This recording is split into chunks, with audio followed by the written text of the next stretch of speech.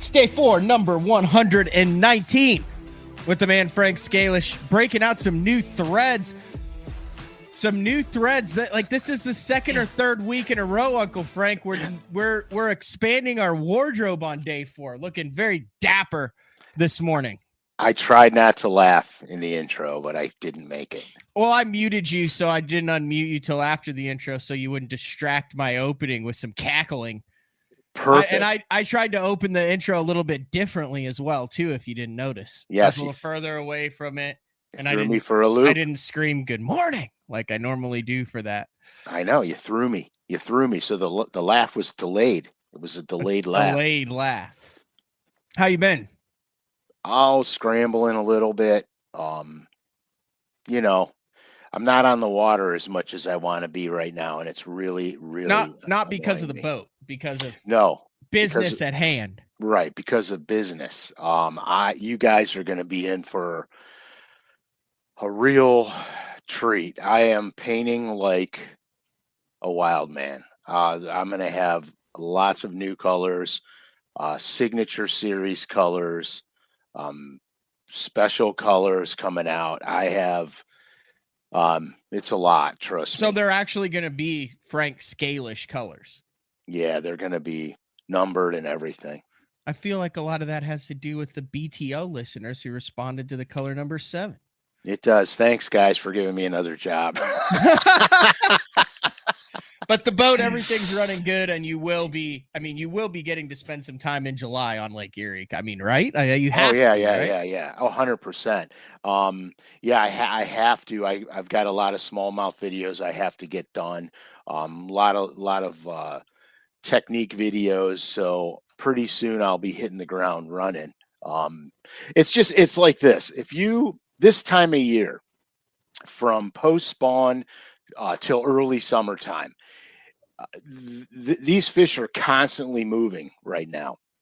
So if you're not on them consistently, you lose track of where they are, and then it takes you longer to find them when you're on the lake, because now you've got this wider range of depths and things that they could be utilizing.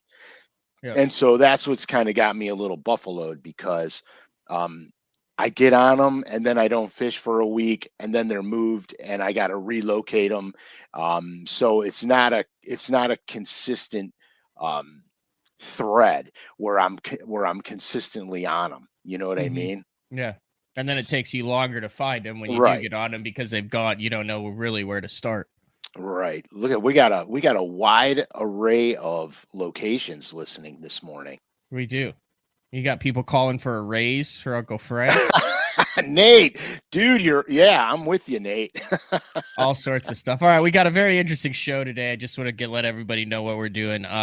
We were just chatting off screen, bloviating, and we went down this wormhole about weird lures from the past or current weird lures, just bizarre stuff. Right, because we were doing like a remember that bait and remember this and bait. I said, let's stop going down memory lane on these crazy baits, and let's do a dang show on it. So we're going to bring up some wild stuff, man. And I will say that Pradco, Yum, Booyah, Hedden, they have not been afraid to come out with some very interesting stuff over the past years. In fact, they might be one of the leading categories of not afraid to come out with off the wall concepts. Correct. which is a positive. Well, yeah, because because you always have to be thinking and you always have to be moving. And the thing about design is you got to dare to be first, and you got to do it. And then you deal with the consequences or the successes after it's out there. I mean, that's just the way it is. Index update. Crazy baits, past and present. Outstanding. So we were talking about that, and it just was we were laughing our brains out. So we're like, yeah, let's just do it. We're winging it. Today is on a wing and a prayer, boys and girls. Will you get out? Here's my question. So I'm going to actually be out on one of the Great Lakes. I'll be out on Ontario which Ooh, is nice. not off limits because we have the open later in July, but I'm going to get a day out on the lake because the lake is off limits. It goes off limits at the mouth of the lake, so therefore I can fish on the lake during the off. You see what I'm saying? Right. I get you. And so right now the plan is to be out on Ontario on July 4th, which I feel like would be navigable to be out there in the middle of nowhere bobbing around for some small jaws.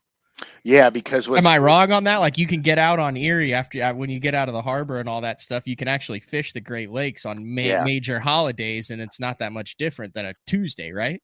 Well, it's not that much different than a weekend day, Mm-hmm. but what's going to be different is you're going to have an enormous amount of boat ramp traffic. Like here, for example, here, all the ramps will be full and closed.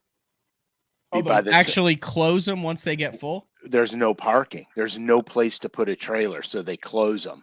And then what happens is you got to keep running down the lake or up the lake, depending on what direction you're going, until you find a ramp that's not full. Which usually means it's a sucky ramp in the middle of nowhere. Which usually means you're driving a flipping hour and a half away from any population. Well, that's good to know.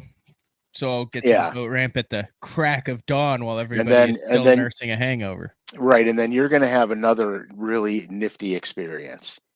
All the, Rodney Dangerfield type characters are going to be out. And so you're going to have massive amounts of pleasure boaters. And on those lakes, the pleasure boats aren't small. They're huge. And they kick up, a 5-foot wall of water. And their idea of navigating water is as long as they don't hit you, they're okay. So they will literally run by you so close that their wave will actually wash over the top of your bass boat. Like if you're out in the middle of the lake, they'll still do it? Yeah. Why? I don't know. Why, when you're fishing in the middle of the lake, does random jet skiers feel like they have to do donuts around your boat? I have no idea. I'm not a pleasure boater, so I don't understand that mentality. Do you give them the old, what the hell? Oh, I give them all kinds of stuff. I am not a shy guy. And they'll be out there at like the ducks and the galoos and all. I mean, they'll be out in the middle of friggin' nowhere, just cruising around Lake Ontario, just having a time. Yeah, no road maps. There's no roads to follow, but they always gravitate towards other boats for some stupid reason. Do you have that deal there in Ohio where it does not matter, but in between, was it Memorial Day and Labor Day? That's the two, right? Memorial Day's first, right? Yeah. In between Memorial Day and Labor Day, it does not matter. There will be a jet ski that finds you. Oh, dude. It doesn't matter. I'll tell you, jet ski. Yeah. First of all, okay. You could be pouring down rain and a doesn't matter. Storm. Doesn't matter. So I get irritated. Frankie's a little calmer than me. I lose my mind. I was going to say I lose my hair, but that's obvious. So I lose my mind because you have absolutely the entire lake. And in some cases, it's a great lake. Correct. To go anywhere you want. Why do you have to come within 10 feet of my boat? And it happened. So I was out, dude. I was out on last week. I was out on this really busy lake, and it's busy, like it's stupid.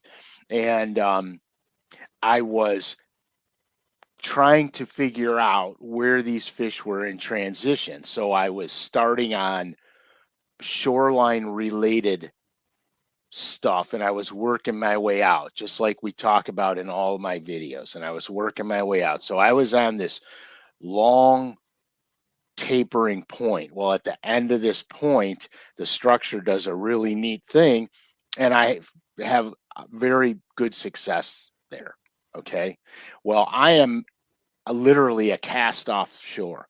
Like I can, if I wing one, I'm going to hit the bank. This dude goes between me and the bank on a jet ski, in a boat. Oh, on plane. Wow. On plane. And I was like, first off, I was waiting for him to hit it. because the section that he ran over is literally almost just underneath the water. Mm-hmm. Completely oblivious, has no flipping clue. So I just put my hands up in the air like that. You know what I mean? Like, what the hell, dude? You could have went behind me. You have a mile of open water behind me, and you have to go between me and the shoreline. Silhouette. That's the next shirt. Just a silhouette of you throwing your hands up. Yeah, like what the F, dude? What the hell? WTF. WTF, man. Just Uncle Frank on a boat with his hands up like this. Yeah, Okay, swear to God, continue. I'm not kidding you. So, and the jet skis are worse, okay? Because did he do anything? Did he look? He waved at me. Oh God, even worse. Well, here's the worst part. When I got off the lake, he happened to be getting off the lake at the same time. Oh. And I got off the lake early because I couldn't stand it anymore. And so I pulled in the parking lot. I go, well, I'm just gonna spray wax the boat and clean it up. It's gonna rain tomorrow. I mean, not really tomorrow, but it's gonna rain tomorrow. And then I'll just cover it and it'll be clean. I don't have to do it when I get home. So I'm in the boat. I'm in the parking lot. I'm wiping down my boat. He pulls right next to me. Hey, dude, how's it going? Did you catch any out there? Like you know, like nothing. And I'm like, it wasn't as good a day as I had hoped. You know, I told him the truth. It wasn't as good as I had hoped. But yeah, I caught a bunch, but they were all little tiny babies, and that's not what I was looking for. And he goes, yeah, I didn't catch anything today, and blah blah blah. And I'm like, okay, whatever. So then he's asking me, so where do you think I should go tomorrow? And I'm like, dude, pick a lake. You know what I mean? Just pick a lake. So anyhow, I hop in the car, I leave. Anyway, but the jet skis are worse because if you look at them, they think you're watching what they're doing, and then they want to show off. So then they start jumping and nose diving in the water and popping out of the water, and they're doing it all around your boat. Oh, we were out on Erie the last time I was out with Michael Simonton. It's an evening. There's not another boat in sight, and it's glass calm. Oh yeah. He's, you know, it's not a guide trip. I just am going through town. Stayed there for one night, right? Right on. He said, "Oh, we can get out a couple hours." Just a couple buddies out there fishing. He goes, "Dude, I haven't been to this one little rock pile in a couple months." He goes, "It should be loaded. No one will see us. There's no one out here. Let's ease out there." And we start jamming them. Nice. Next thing you know, and you could see shore, but you can't see what's on the shore. Right, it's out there. Next thing you know, you see this little object, and it's like a couple hours before dark, and then you hear zzz, it's a freaking jet ski. And he's a mile and a half offshore. And this guy is beelining it. And Simonton's going, what the hell is going on here? This guy gets to us and starts porpoising and doing donuts. And I mean, literally right around the boat in the middle of Lake Erie. Yeah. There's no one else. It's glass calm. Simonton is, I mean, like, I would trust Simonton with newborn babies and puppies and anything. He is the most patient. He's a teacher. Like, you know what? He's a good dude. He is the most genuinely nice human being. One of the top 5 nicest human beings I've ever met. And he lost it. And he did the whole, what the hell is your problem? And the guy stops and he's like, what's up, guys? And Simonton's like, really? Really? And he's like, wait. And guy was completely oblivious. He just wanted to come do stuff around another human being. And Simonton's like, dude, we're freaking fishing here. And the guy's like, oh, is that bothering you? And he's like, hell yeah, it's bothering us. The guy's like, oh, sorry, didn't even think about that. And then freaking drove off into the sunset. Yeah, because they have no clue. They have no clue. They're completely oblivious. Now, I have to tell you guys this because this is actually a good subject, to be honest with you. There are certain lakes that have so much boating pressure on them. I don't necessarily mean fishing pressure. I mean pleasure boats, jet skis, tubers, water, etc. that some of those lakes, the bass are truly not affected by this. 100%. Like I was on this one lake for the first time ever several years ago, and I was for I love how unspecific you are about the inland lakes in Ohio that you fish. We don't show you were on this one lake several years ago that you were unfamiliar with. Right, because it's like a CIA meeting. Keep going. The package you were expecting didn't arrive on time. So anyway, and I was forewarned by a really good buddy of mine. He said, "You never go there when it's warm out."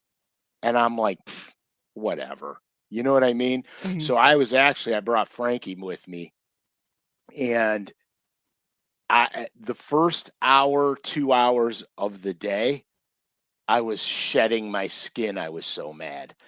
These guys were running. They run around in circles and they run right by you. And like I said, if they don't hit you, they feel like they're navigating okay. And you could hardly stand up in the boat. It was brutal. Well, I was fishing this rock bump.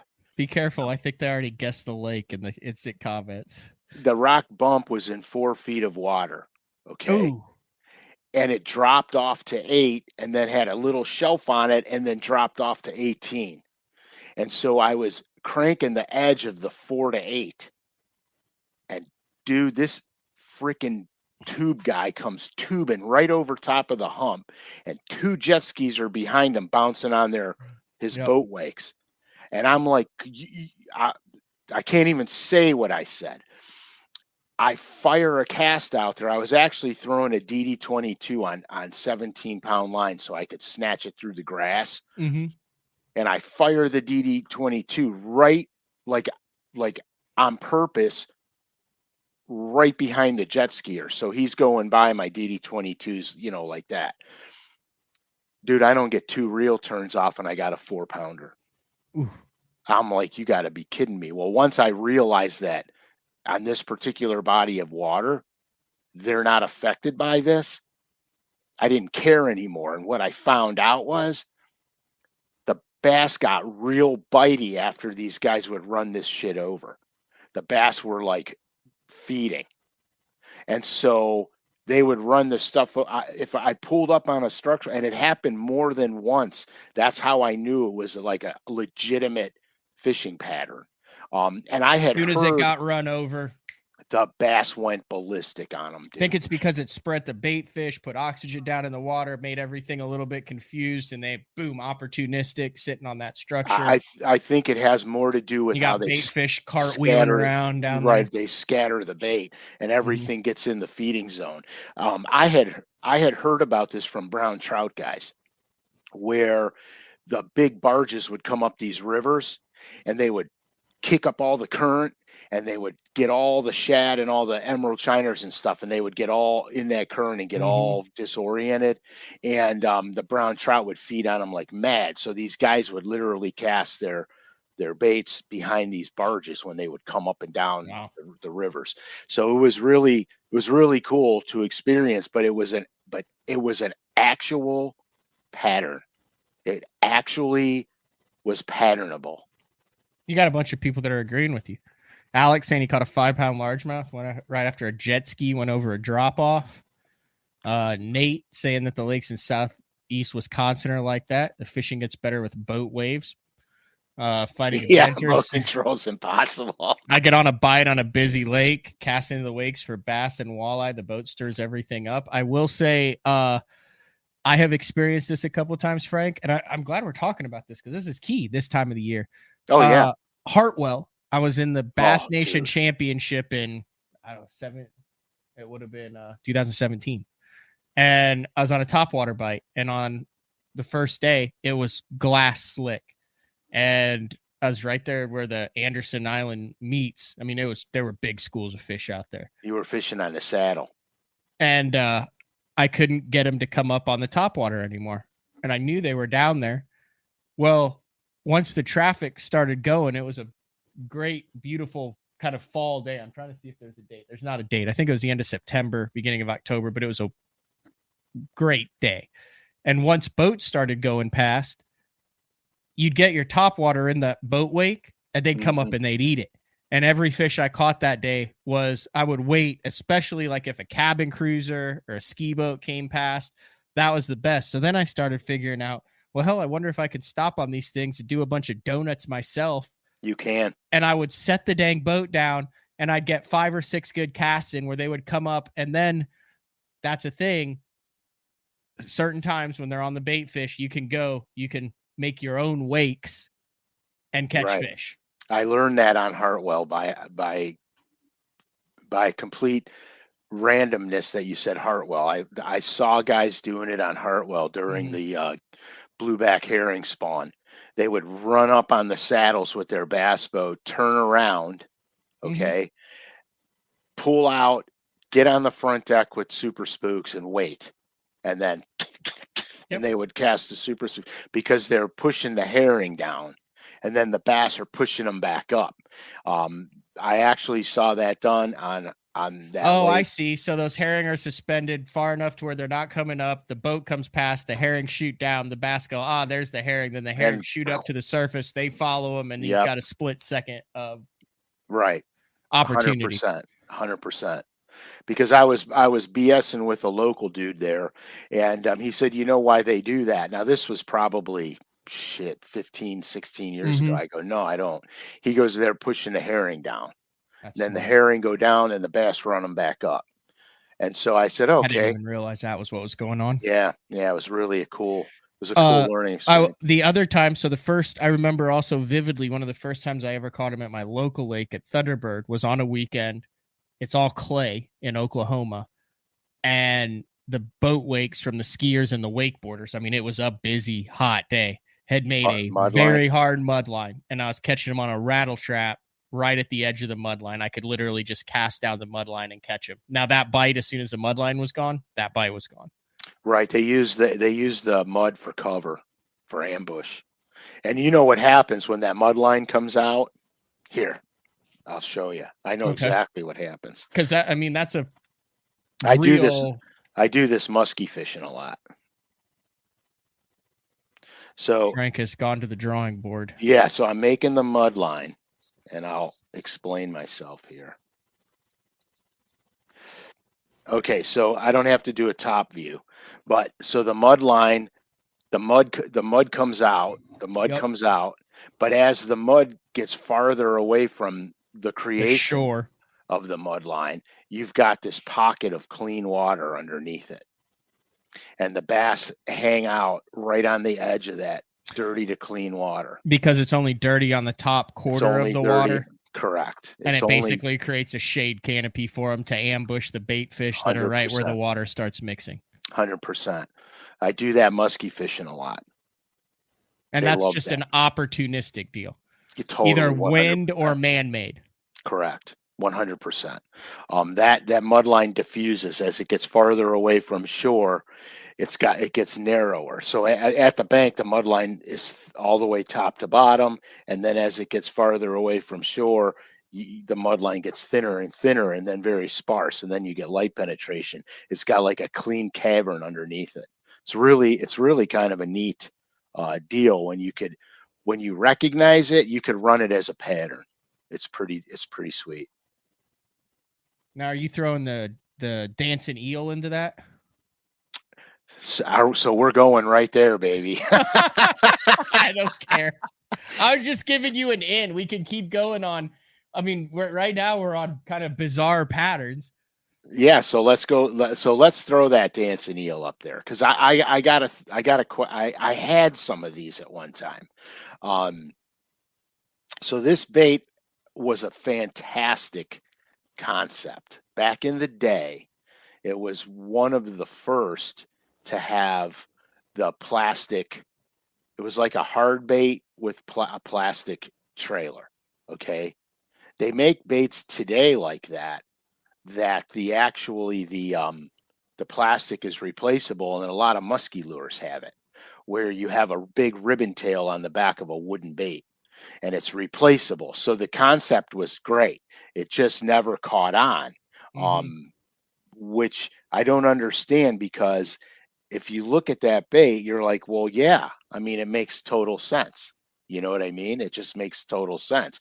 And because it's plastic, like, coated like plastic worm stuff, the colors are endless what you could put in that thing. Did not catch on though, because you think it was casting, difficult to cast. I don't know. Or did it? Well, there's a faction of there. Yeah, there was a faction of dudes. They sold the crap out of those. Really? There was a faction of dudes that really liked them. I loved the concept. I just never got into the bait. Where it would be like my bait to throw. And that's just because of my personality. But conceptually, that's a brilliant idea. I wonder if there's any. Like the musky guys do it all the time. All the time. It's pretty wild. I'm wondering if there's any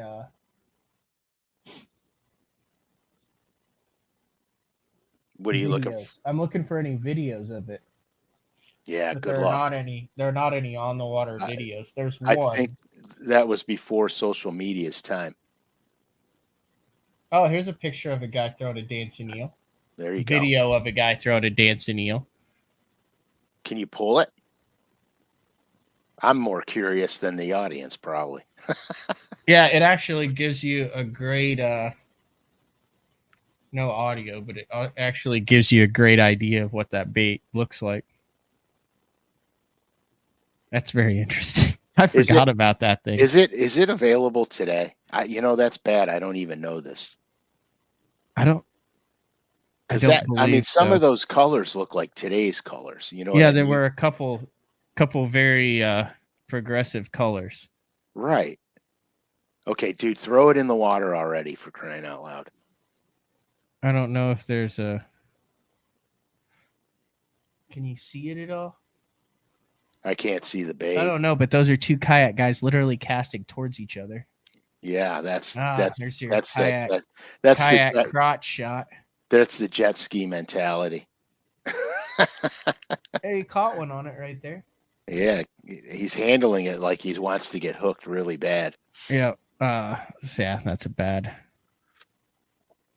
But yeah, and then there's all kind there, dude. There was.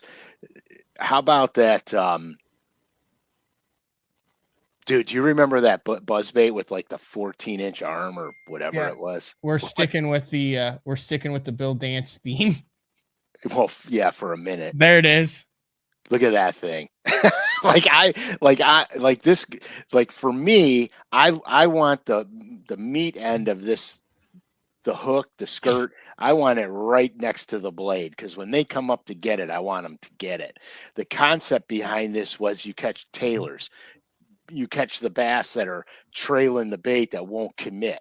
That was, I believe, I'm guessing, I'm going out on a limb, I'm guessing that was the concept. I had one of these, also very difficult to cast. It was very difficult to cast. They made a 10-inch, I think a 10, a 14, and an 18-incher. Yeah, it's crazy. That's crazy. I don't know the success rate or non-success rate of that bait, but nonetheless, I've heard guys say that it was very productive. Yeah, shockingly productive was the word, I believe. Right, but it just never caught on. You know what I mean? And some things just don't. It's you got to appeal to the fishermen too. What's another one? The one that you mentioned before was that scope nose. Oh, slope nose. Slope nose. Yeah. Now this concept. Now this isn't a new concept. This is a Japanese concept, and this thing, the head and slope nose, and this thing in Japan, they love these things, dude, and they mash the fish on them. So when you see the picture of this bait, it's basically a dog walking bait. It's got like a metal collar on it. It's a dog walking bait, but it also pops while it walks. And you could do it super, super slow, which is really kind of wild. It's one of those baits that here it just doesn't catch on here. And it's like riveted onto the bait. Yeah, and it's weirdly wild. You know what I mean? Mm-hmm. And actually, that dude fishing it, his name is Hero. I actually know him. Believe But it or it not, walks the dog. it walks beautifully and effortlessly. JP It's says that he has some of the Bill Dance buzz baits hanging on his wall. excellent, dude. That he retired from all the fish he caught on it. You got to unretire it then. I would imagine that thing, the wire would get beat up. Jim said that his high school prom date had a slope nose. I'm just repeating comments, folks. Here we are. We're going back to the depths. We're covering all depth ranges here. Yep. But it's right there. I mean, it looks injured. I mean, yeah, and look at how it's walking back and forth. If I was a bass, I'd eat that. It looks like it's injured for sure. But again, that he said someone said it was brought back in 2019 by Hedden via Hero. Yeah. Yeah. Originally created by Dog Wagiek. Dog Wagiek. I mean, it's a Hedden bait. Yeah, it's. But like I said, it's overseas. It's money. They want them, and they buy them, and that's the way it goes. Yeah. How about let's go with. I'm trying to think. The Spence Scout. Yeah, do the Spence Scout. I have a story on this bait. Let's see if I can find this one again. It's the metal build one with the bill looks like a ladder. I mean, like a step. Didn't the Abergas mud bug have a metal lip on it? That's got to be in that too, because it's got the big freaking yellow eyes on the bait. Let me tell you something. I used to pound them on the mud bug. Absolutely pound them on that thing. You can do that. Let me see if I can find this. Do they still make the Spence Scout? They have to. Oh, here's an eBay image. If it's got rusty hooks, it's probably the one I pulled out of my arm. Stop screen. Ooh, is this what the story is? Yeah. This is the funniest story ever.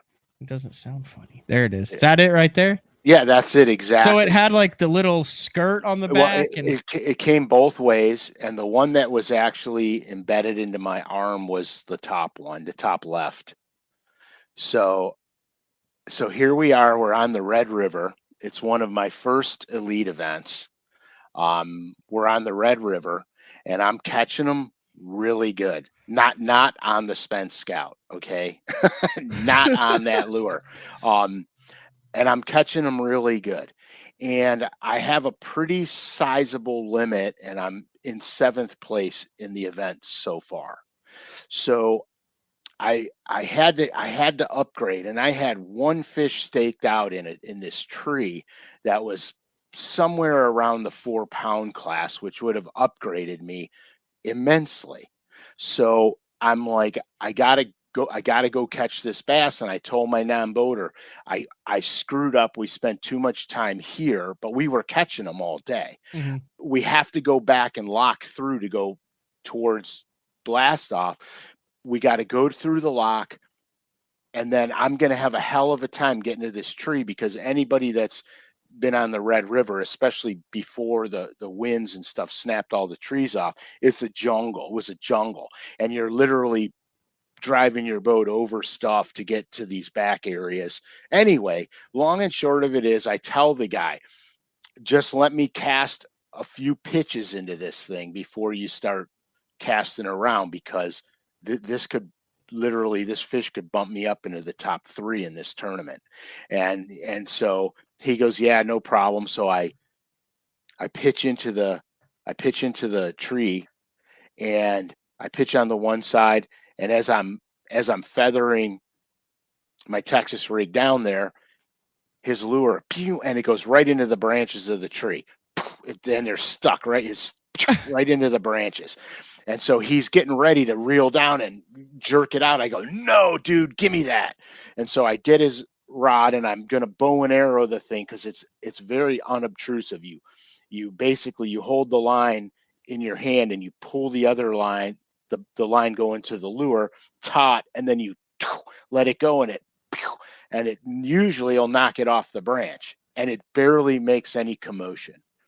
So I'm pulling back on this thing, and all of a sudden this lure goes out of the tree, and I go like that to stop it from hitting me in the face, and it literally, the hooks go in my forearm and in my bicep, and they're pinching my arm shut. And it's a Spence Scout. And it's a Spence Scout. And so my arm is pinched shut. So I can't open or close my arm. It is literally, it's got me. Okay. So I go, dang it. I go, we don't have enough time for this crap. Just give me my pliers. I'm just tearing it out. You know what I mean? So no, I don't know what you mean, but continue. So here, I look down at the bait. The hooks are filthy, rusty, beyond human belief. And one of the treble hooks is broken off because that's the one that broke when I was going beer with the bow and arrow thing. So I got the one hook and I just pulled it out, and then I couldn't get the one in my bicep out. It was 2 hooks in and deep as crap. So I just grabbed the pliers and I just pulled it out. You know what I mean? And then I went back to pitching in the bush, but all of a sudden I'm looking down on the carpeting of my boat and there's blood everywhere. So I look at my arm, I'm bleeding like mad. So I go in that back compartment. There's a rag in there. Get me the rag out, and there's a roll of black tape. Get the roll of black tape. So he does that. So I wipe the blood off. I wrap the rag around from the top of here to here, and then I tape black tape around here and tape black tape around there. And I go, we got to go. We're going to be late, and I can't be late because I'm in the top 7. So I'm picking my way out of there. I get out, run to the check in. I just make it in time, check in. I completely don't even know the rag is still on me. I'm focused on getting the fish, getting up to the weigh-in stage. Like I said, this was one of my first elite events. And so I'm like, just excited to get on stage. So I'm in there. I'm not thinking about anything but weighing these fish in and getting up there and BSing with fish, because at the time Fishburne did the emceeing. Right. So I get up there and I weigh in the fish, and I have another good bag, and I'm maintaining my top 7 or 8 status. And fish looks down, he goes, "Oh my God, what happened to you?" And I look down, and that rag is blood red. The whole entire rag is blood red. And I just, without missing a beat, I go, "Dude, they bite back." And that was the end of it. And so that was the end of the whole thing. But yeah, and it was a Spence Scout in the arm. buried to the rails in my hand. And rusty, I was scared when I was pulling the hook out that I was going to break it off inside of me. You know what I mean? And I didn't want that to happen. So yeah, it was horrible. It was horrible. Anyway, that's my story. But then similar to that is the I'm just pulling up random pictures here, but is the Arborgas mud bug. Dude, that was one of the best. And it is a weird looking bait.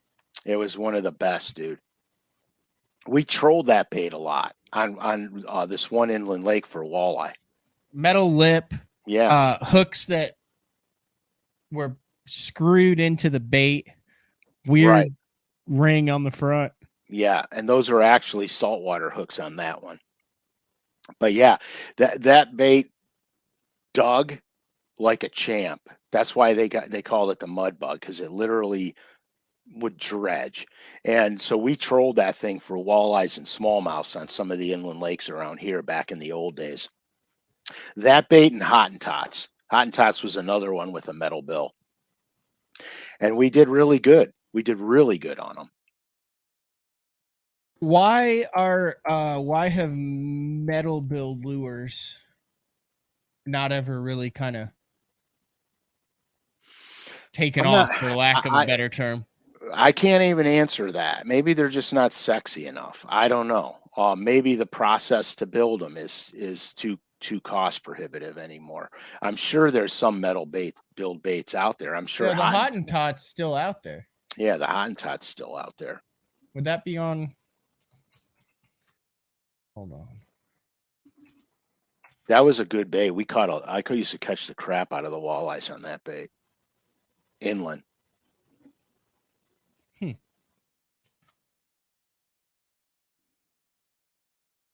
pretty wild though. Yeah, I'm trying to find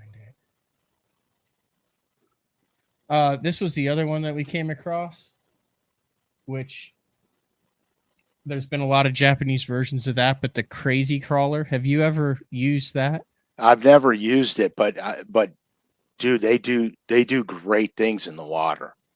I mean, those appendages pop out and the bait flops over itself and it goes.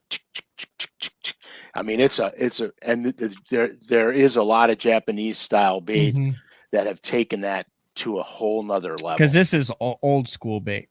It's old school bait, I believe, still sold today. And it works. That's the crazy thing. It works. But, what's nuts is we would never, as, bass guys, we wouldn't be caught dead throwing it. But why not? It works. It's no different than a jitterbug, except that thing flops over itself. It walks like that in the water. Really interesting. I mean, it's a real interesting topwater bait, to say the least. What I find interesting is that how quickly we become accustomed to bizarre looking stuff. Think about the bladed jig when it first came out. It looked weird. Think about the Alabama rig. The Alabama rig actually was a saltwater fishing tool. We say, oh, look at all the metal on that bait. The bass will never eat that. They can see all that metal. Well, do you think they care? You know what I mean? I mean, in all honesty, think about a buzz bait. Right. If you had never seen one of those before and hadn't grown up with or been exposed to it before, the first time you see it and you hear it and you look at it, you're going to be like, no, what the hell?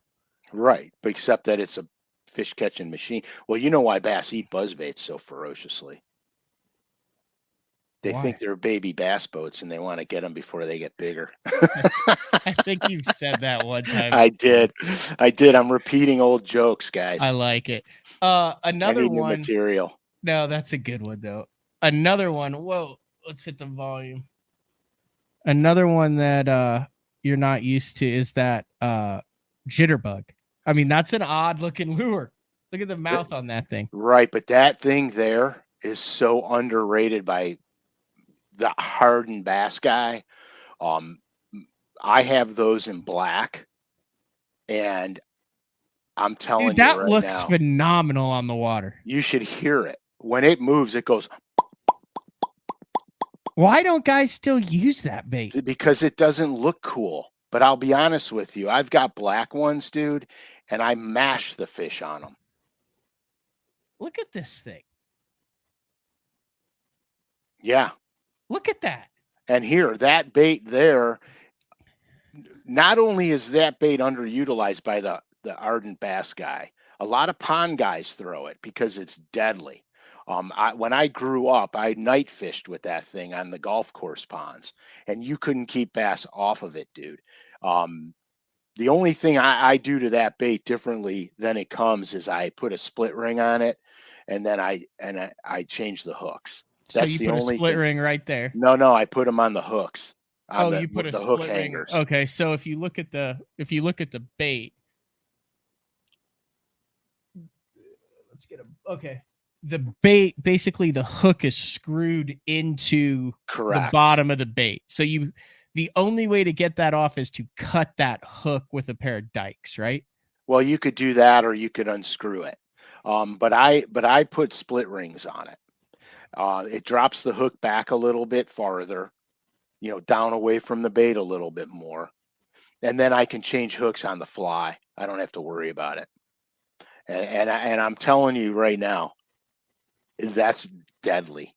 That bait is deadly. Have they updated that to where it comes with the hooks, or do you still have to do that? I feel like Hula Popper did a rework. Yeah, they did a 2.0 jitterbug and a 2.0 Hula Popper with the tail feathers on them and stuff. I designed all the fluff behind it. but it's pretty that the jitterbug is so underrated. I'm just gonna tell you guys, it's so underrated. I got a half a mind to go out and do a show on them, like a legitimate show. Look at this. Is Is it this what? the 2.0? Yeah. Yeah. What? Yeah, we're gonna talk about some. And look, they got bait. the split rings on them and everything, so you Yep. don't have to monkey around anymore. Is there a video on that one? No. There has to be. But it's jointed. Yeah, and the jointed one's super cool too. Trust me. Hold on, let me pull it up and see if I can find it. It's called a Jitterbug 2.0. 2.0. My fast typing skills. You're amazing, man.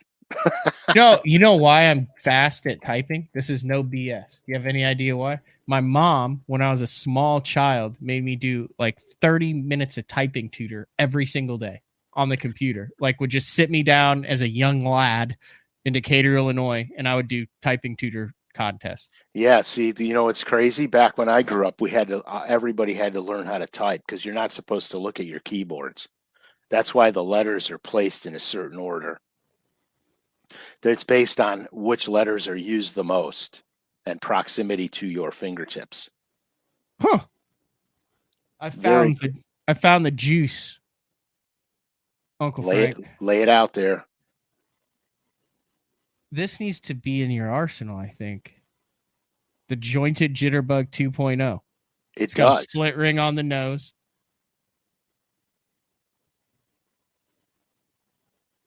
You can see they're doing all the kind of cool patterns, but look at that thing. Yeah, it's fabulous.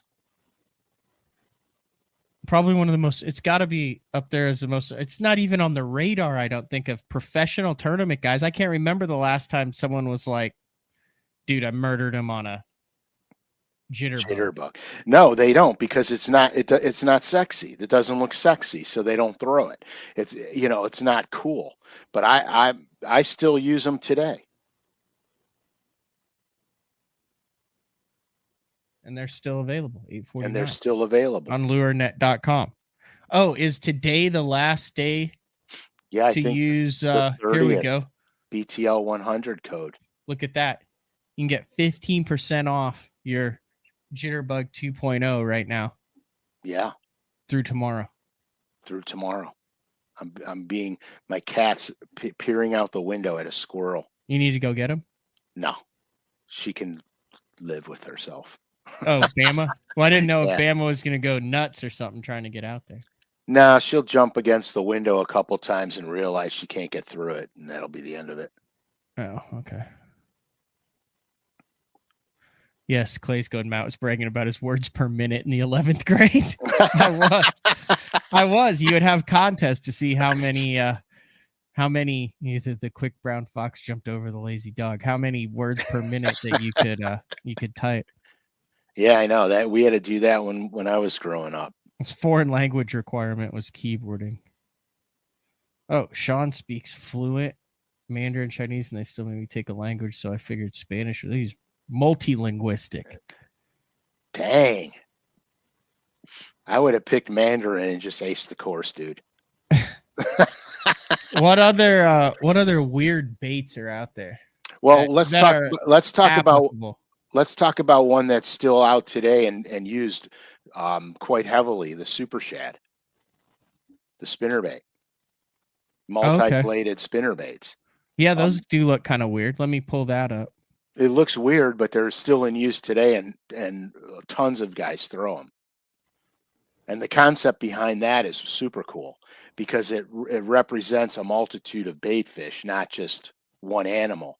And there's other spinnerbait companies that make them too. So it's still today. It's still sold today. It still sells today. No matter whose brand you're looking at, that multi-bladed spinnerbait actually works. That's a shad spawn deal, big time. Oh, hell yeah, it is. Slow roll that around the grass edges. Look at that. Silver gold with the green glimmer on it. Yeah, that's what I'm talking about right there. The first time that I really had seen something like that in action was there's a pretty good shad spawn going on at a couple tournaments this year, and there were some old school guys who had multiple bladed spinner baits on their front deck, and I was like, really? And they were like, dude, when they're on a small shad spawn, like the size of the shad is small, they're like, these things are the deal.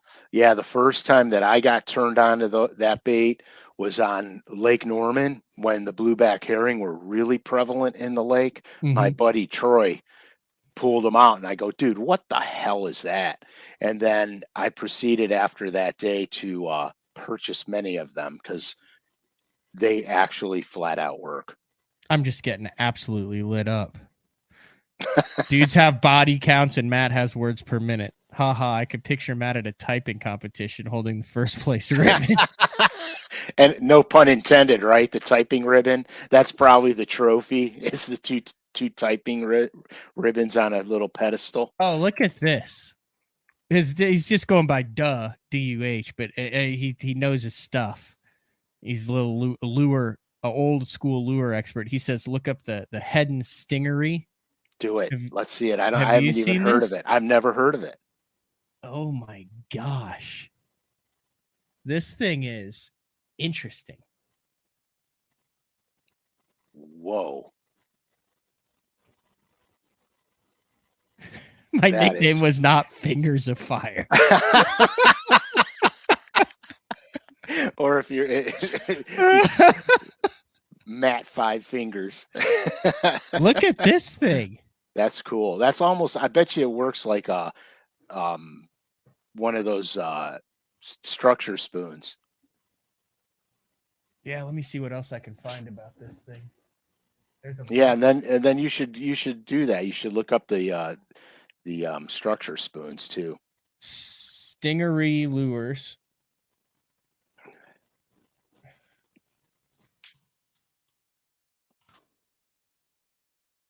No,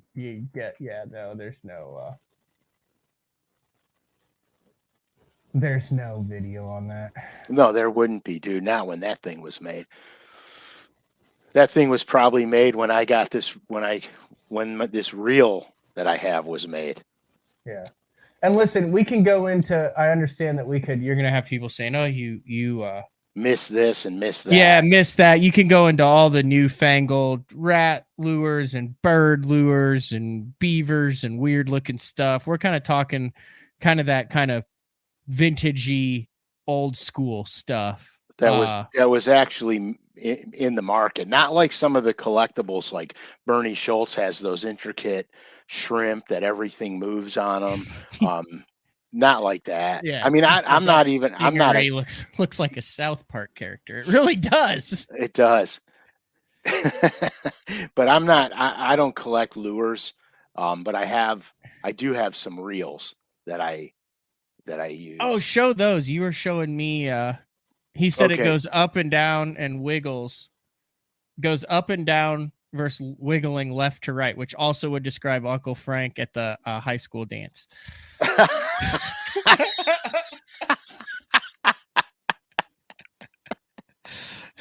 Back in the, where were you? Were you back in the 80s or 70s? Late 70s. Okay. I graduated late 70s. Yeah, so that's where you were going up and down and not left to right. Correct. That's correct. When it came to wiggling up and down. Thanks for that. Okay, so so this is called a Hendrix number 40. All right, this is a very small reel. Here, I'll show you in reference to how small this reel is. This is a Norman Deep Little N, and the reel is smaller. Oh, that's a baby reel. Yeah, the lure. What would they use that for? Hell, I don't know, but it was made in 1910. The reel was made in 1910, and it still works. That works better than some of the reels I bought 5 years ago. Yeah, it's crazy. And then I've got this. It's called a skeleton fly reel. Probably the same time frame as this Hendrix, the skeleton fly reel. And I don't collect these things, but I do have I do have stuff. And then this was a Fluger Trump, Phenomenal. 1943. All right. So here's what I found. So I was digging through my grandfather's stuff, and I found these old Fluger Supremes still in the original packaging. So I vacuum packed them, not so I didn't ruin the packaging, because what happened, look at back in the old days, $35 Yeah, very smart. for that. So I packaged them in here not to damage the interior. So here's what I did, because like an imbecile, I was so excited when I found them, I took the cellophane off of them because I wanted to see what was inside the box. And the cellophane was stuck to the box, and I tore the packaging off the box. And what I found out was the box and the materials inside the box are more collectible than the real. So since I already opened this one, I'm just going to cut it open, and I'll show you what's inside this thing, because it's crazy. It's crazy. All right, so I got to be really careful because this stuff is super fragile. So when you open the box, this is what it looks like inside. So you have real oil. You have a cork. This cork here goes around the reel, the spool of the reel, so you don't use backing. You tie right to the cork. It's got an extra handle. All right. Now I'm going to remove that. Is freaking cool. Yeah. So here's the cork. Yep. All right. Well, still looks pretty fresh. Well, dude, these things, and then I even have the real oil. Now the dang label came off the real oil, but in the one I didn't open yet, it's still on there. You got the real oil. Then I have, and I've got to be so careful, I have the spare handle with the instructions. Wow. And this is the nutty part. This is going to bum my head out. I know it. The reel is in this bag. This bag is falling apart. Oh, that's a shame. Yeah. And so if I... Ooh. Oh, you're making me nervous. Yeah, it's bumming me out a little bit. Oh, the bag's ripping. But we got to do this for prosperity's sake. Oh, you see the pieces of the bag falling off? But there's the reel. Look at how shiny that is. Brand spanking new. It's still got the label on the bottom and everything, right? Wow. So wait, there's more in this box. You can't believe what's in this box. So I also have a tube of real grease. Okay. That comes in this box. I have the instructions, which I cannot open. How much is this worth, Uncle Frank? They're plastered shut, but I have the actual instructions and the tool to take the thing apart. Wow. And you said that's what? How old? 1929 or 1930. And you have one that's like in immaculate condition. Never opened. Yep. Frankie will pawn that in 30 years for a BFL entry fee. Now I got to do this. I got to be so careful. This bag is tearing. Yeah, I know. A part of me wishes I didn't do this, but there's a part of me that wishes you hadn't done it too. But part of me doesn't care. Yeah, you still have one. I mean, it's not like it's the only one, but you got to enjoy it too. So what's the point of? Right. Exactly. That's a fine line, isn't it? It's a very fine line. So now that's in there. What am I? I got more pieces of packaging now laying out. I know. Oh, shoot. My cork, my oil. We're back. We're back in shape now. I'll put the packaging inside there so I don't lose it. I'd never heard of that, using the cork around the... Instead of backing. Mm-hmm.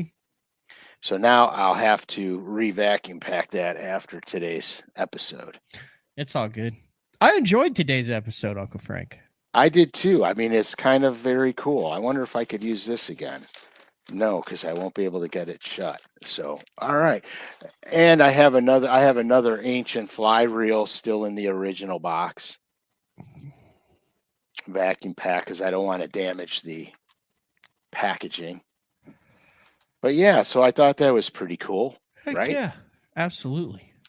We got a couple of exciting shows coming up. We're actually recorded for the next couple weeks, and then we're going to jump in on some live stuff on location. We already filmed them. I know they were good. What were they?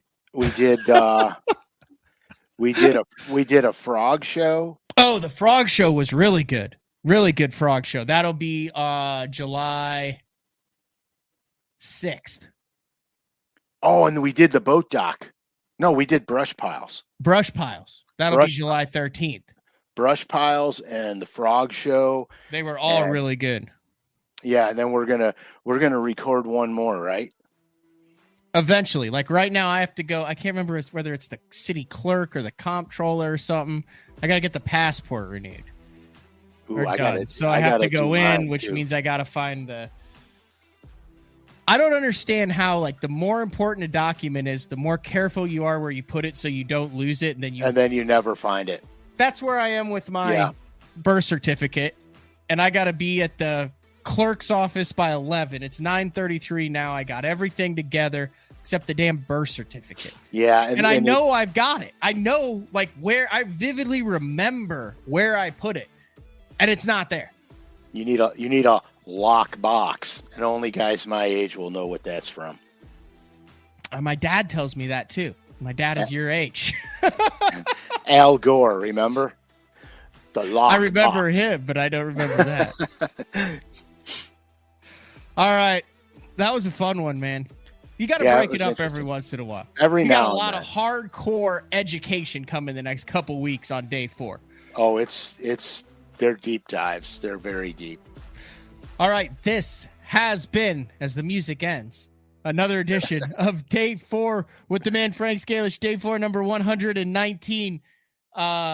Hateful boating stories and old school weird lures, I guess, would be the title of this one. It sounds good to me. All right, we'll talk to everybody. You'll hear from us next week, but we'll talk to everybody in a couple weeks. See ya.